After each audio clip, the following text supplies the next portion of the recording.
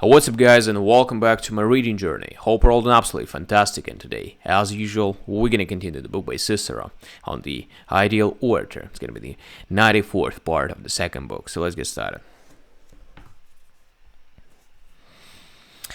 In fact, when you're pleading cases, there are a great many things in every part of your speech that you must consider in order not to give offense and not to blunder into something.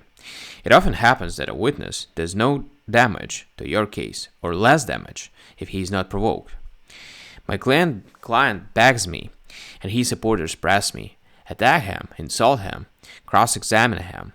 I'm not moved, I do not comply, I don't let them have their way, yet I don't receive any praise for this. For it is easier for the inexperienced to criticize stupid things you have said than to praise what you have wisely left unsaid. In such cases, there is really so much damage done if you offend a witness who is angry, who is no fool, and who is a serious man. For his anger gives him the inclination to harm, his intellect the power to do so, and his way of life the requisite authority. If Crassus does not make this mistake, that doesn't mean that it is not made by many people and often.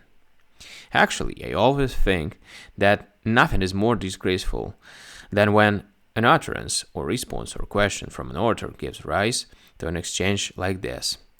That's really end of it. For his opponent, you mean? No, on the contrary, for himself and his client. Crassus does not think that these can happen except through treachery. But I very often see people who are not at all bad doing bad things in their cases.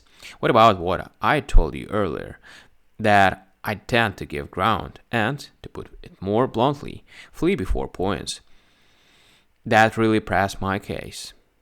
When others fail to do this and range about in the enemy's camp, letting go of their own strongholds, surely they're doing their cases not a little harm. They are either strengthening the supports of the adversaries of their adversaries, or aggravating wounds they cannot heal. Right, guys, so we've done with another part, and as usual, we're going to continue tomorrow the next one. Thank you for joining me today in this reading session. See you tomorrow. Bye.